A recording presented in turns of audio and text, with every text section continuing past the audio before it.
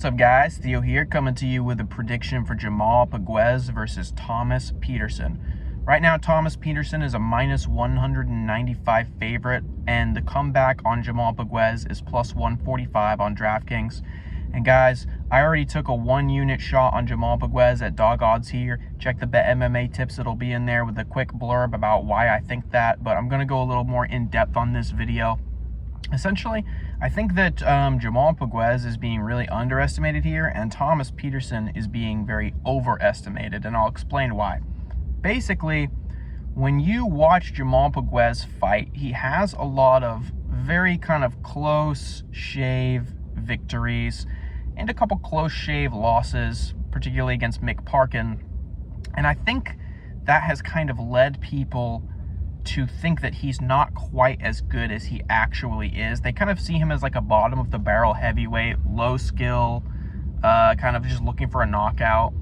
But that's really not what I see when I go back and I watch his tape. You know, you watch tape against Mick Parkin, Josh Parisian, etc. These aren't the most high skill level fights really that anyone's seen in the UFC, and you don't really see an example of where he's really dominating fights. And so that, combined with the fact that he had a bit of a lackluster performance on the Dana White Contender Series a few times, really opened his heart, poured it out, and asked Dana, please put me in the UFC. I will prove to you that I am UFC level. And I think that all of this combined has kind of created this idea that Jamal Pogues is really unskilled. I really don't think that's the case, man. I think this guy is a bit of an uncut gem right now, a bit of a diamond in the rough, so to speak. Because when you see him fight, even in the fight against Mick Parkin, which he was losing, he never stops trying to find ways to win the fight, right?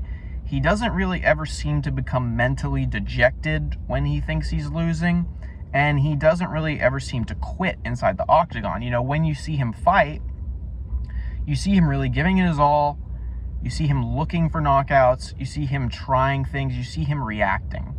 That is one thing that I really think is one of his advantages here, is how he reacts to certain dangers and pressures that are put on him. How he reacts to people trying to take him down, how he reacts when he goes against the cage, how he reacts when somebody tries to circle and cut him off. What I really like from him is reactions. I just see very good reaction speed and a very good fight IQ from Jamal Pogues. I think this guy is a lot more skilled than maybe we initially are realizing. And I say that because, you know, he's got good hands, he doesn't get mentally dejected and quit. He's not in his head about this. You know, when he's doing interviews and whatnot, he's not sitting there talking about, it's my destiny to be champ and this is my legacy and I'm already the champ. And he's not saying any of that bullshit. When this guy talks, he's very down to earth and he's very straightforward. You know, there's an interview with him where they asked him about fighter pay. He didn't agree with the consensus around fighter pay. He thinks that they make good money, and he's talking about, you guys don't know where I come from. I come from, you know, I come from a really rundown area, the ghetto, so to speak. He's like, you guys wouldn't last a day where I come from. And he's like, now I have a jersey on my back. He's like, I'm trying to get as much money as I can.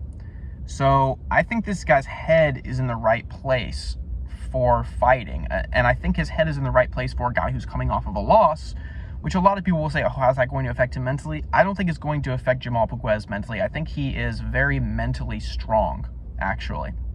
And I come to that because when I see him in fights, he seems extremely focused. He never gives up. Reactions are there. I just think that he's very game in the same way that I kind of had that read about Jimmy Flick last week. And that is what led me to pick him as an underdog in that spot, is how game are you? How willing are you to dig deep? And I think Jamal Pogues is a guy that is willing to dig as deep as it takes, no matter what. And I really like that about him, you know. I like a guy who's going to improve from fight to fight, and I do think that's what we're seeing with Jamal Pogues. We see him improve. So you have to look at Thomas Peterson and think about, okay, how does he compare to this guy who now has 2 Dana White Contender Series fights and 2 fights in the UFC itself. So he's already got a couple 3-round decisions against guys. This guy has been deep into these fights. He's got more octagon time. When you look at Thomas Peterson, all of his finishes and everything like that, almost all of them came in round 1, round 2. The guy has only gone to round 2 in his pro career, I think twice. So Thomas Peterson, he doesn't have barely any experience in the octagon in terms of his minutes in there, in the cage. Jamal Pogues has 2 or 3 times the amount of pro experience that Thomas Peterson has. And Thomas Peterson has not yet beat a legit UFC level fighter. He beat Chandler Cole, and that was because of the Ultimate Fighter. It was on a main card. He did not get that by himself. And Chandler Cole is not a legit martial artist. That guy, I did tape on him for back when he fought Thomas Peterson initially in the UFC, and he had one of the worst records I've ever seen in my life. Didn't really seem like a legit martial artist. And there were a couple fights on Chandler Cole's record where I watched tape, and I'll tell you, if you ever want to see what it looks like when a completely untrained fighter, a guy, not even a fighter, a completely untrained human being fights a pro fighter, there was a couple times on Chandler Cole's record where he is a professional fighter in there with a guy who clearly does not know anything about fighting, doesn't even know how to throw a punch. I mean, I'm telling you that. If you want to go do some investigation on his record, you'll find some interesting fights on there. So Thomas Peterson did not beat a legit martial artist in the UFC yet. He hasn't done that. He's only beat these cans in LFA and the Minnesota regional scene where he's like destroying them, looking really good. The only time he has fought anybody who is even remotely UFC level is he fought Waldo Cortez Acosta when he was still in LFA, and Waldo Cortez knocked him out and beat him up. And it was very close to that fight being stopped at one point, to Thomas Peterson's credit. But the fact is, Thomas Peterson kind of barrels forward and he gives you hell for a round. But if he can't eventually get you down and sub you, he's going to lose the fight, because that's what we saw happen. He wasn't able to do anything against Waldo Cortez Acosta, and eventually he wore on and he wasn't able to take shots and he went down. And I don't see Thomas Peterson being able to get Jamal Pogues down reliably and keep him there. I mean, Jamal Pogues is a Brazilian Jiu-Jitsu black belt. Again, the people are underestimating this guy. This guy is a legit martial artist, and he's training in a legit martial arts gym. Jamal Pogues is training out of Syndicate MMA, and Thomas Peterson, to my knowledge, is training out of a small MMA gym in Minnesota. So there's a different level of not only competition for Jamal Pogues, but he's training with different guys. He's training with other UFC level guys. I mean, Syndicate MMA is a big gym, and there's a lot of UFC fighters coming out of Syndicate. So all around, just level of competition, the rooms he's in, Jamal Pogues has a gigantic advantage here in terms of the amount of time he has in the octagon, who he's training with, etc., etc. And I just don't see Thomas Peterson being able to ragdoll Jamal the way that he has done to his LFA and regional competition. I don't see that being the case, because Jamal Pogues has decent takedown defense. You know, if you look at the stats on UFCstats.com, you compare these guys, you would think, oh, this is going to be a runaway victory for Thomas Peterson.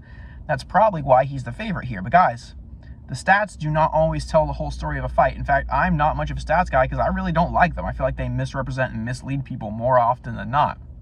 If you look at the UFC stats on this fight, Thomas Peterson has a 100% takedown accuracy. Guys, that's because he took down Chandler Cole once and he got him down and kept him there, and the fight ended after that. And I mean, the round ended, and then he went to the second round. He took him down, he got him down, and then he ended it. So he's got 100% takedown accuracy off of one guy. UFC stats only measure stats in UFC fights. Jamal Pogues' stats are relatively skewed because he's fought not only better competition in the UFC, but he has more UFC fights. He has actual, and Dana White Contender Series, yes, they're not UFC level people, but he's got 2 fights in Dana White Contender Series, which brings me to my other point about Jamal Pogues. Jamal is a guy that seems very mentally tough. Like I said before, this guy has put himself in some insanely high pressure situations. I mean, for him to go on to Dana White Contender Series, win, not get a contract, and that was the first time he fought, he won a unanimous decision or a split decision of some kind. Then he didn't get a contract, went back to LFA, and he lost. He lost his next fight. I mean, I can't imagine how demoralizing that must have been for an MMA fighter to get your shot at UFC, win, not get in the UFC because of your performance, and then lose your next fight in the regional scene. I mean, it must have been devastating for him to bounce back from something like that. This guy must have insane mental fortitude. And that's not even the beginning of it, guys. He got another shot on Contender Series, and while he was doing his Contender Series fight, in between his first and his second Contender Series fight, his grandma had cancer. So his grandma has cancer. He's had a shot at the big show. He didn't make it. He's going back, and he knows this time in Contender Series against Paulo Renato, I think his name was, Jr., he gets another close decision in a fight he won, and just pours his heart out, asks Danny to get put in the UFC, and he gets it, right? So then he's going in the UFC, and he's having more close decisions, more close fights. I mean, this dude has put himself in some insanely high-pressure scenarios, and he has managed to come back time and time again, and I just think he's the more well-rounded martial artist in this case. I just don't think Thomas Peterson is the real deal.